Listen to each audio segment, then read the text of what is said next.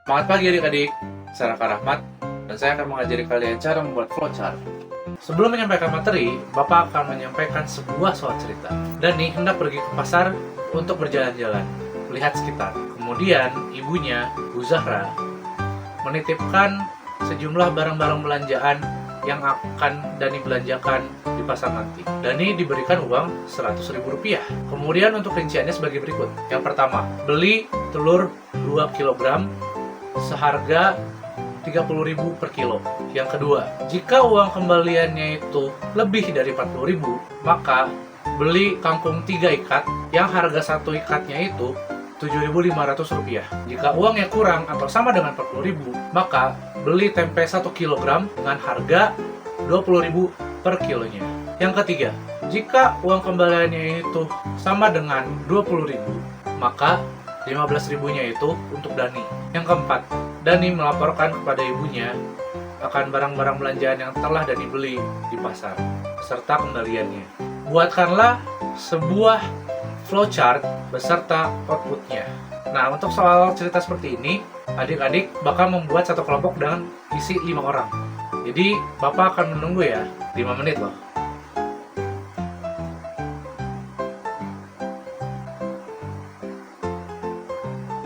Sudah membentuk kelompok? Nah, ayo kita lanjutkan ke materi flowchart. Kita mulai dari objek pertama ini ya. Objek ini mengisyaratkan untuk memulai program atau mengakhiri program. Selanjutnya ada objek tanda panah seperti ini. Fungsinya untuk mengarahkan dari program yang sebelumnya ke program selanjutnya. Kemudian ada bentuk seperti jejer genjang. Bentuk ini menyimbolkan untuk membaca atau read sebuah input atau untuk mencetak, memprint output. Objek selanjutnya adalah belah ketupat seperti ini.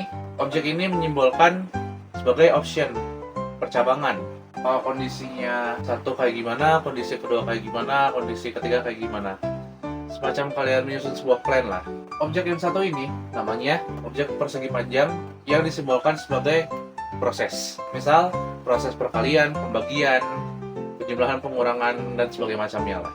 Untuk ketiga objek lainnya ini, objek seperti lingkaran yang ada di sini mengisyaratkan untuk memindahkan suatu opsi ke opsi lainnya dalam satu halaman.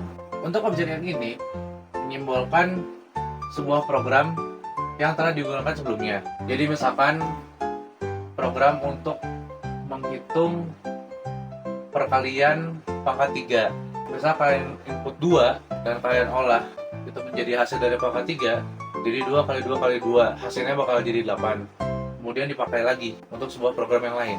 Yang terakhir ada objek yang seperti ini. Objek yang seperti batch atau lencana segi 5 ini mengisyaratkan bahwa dalam program ini bakal berlanjut ke program yang lain di halaman yang berbeda. Untuk contoh penggunaannya kayak gimana? Seperti ini. Jadi kalian mulai dulu programnya, kemudian kalian membuat suatu objek. Objek itu akan membaca bilangan pembagi, ada pembilang dan penyebut. Jadi ditulis read, pembilang, dan penyebut. Setelahnya digunakanlah simbol untuk option dengan bentuk belah ketupat. Option ini, misal saya tulis, apakah penyebutnya ini sama dengan 0? Pembagian ini tidak bisa dilakukan dengan penyebut 0, maka berakhirlah program tersebut. Tapi bagaimana kalau penyebutnya itu bukan 0? Maka program bakal berlanjut dalam proses yang berbentuk persegi panjang. Misal kalian tadi inputkan pembilangan penyebutnya itu, pembilangnya 6, penyebutnya itu 3. Hasil sama dengan 6 bagi 3. Kemudian hasilnya itu di print dengan hasil 2. Setelah itu barulah programnya berhenti. Dari sini sudah jelas. Kalau ada yang ingin ditanyakan silahkan komen ya. Nah, bagaimana adik-adik? Apakah sudah paham dengan materinya? Kalau begitu, jika adik-adik sudah selesai dengan soal cerita yang tadi, silahkan kirim tugasnya ke link yang ada di sini ya, atau di QR code yang ada di sini. Bapak tunggu ya. Oke, sekian dulu tutorial dari saya. Sampai berjumpa di tutorial selanjutnya. Tetap semangat pagi ya. Dadah.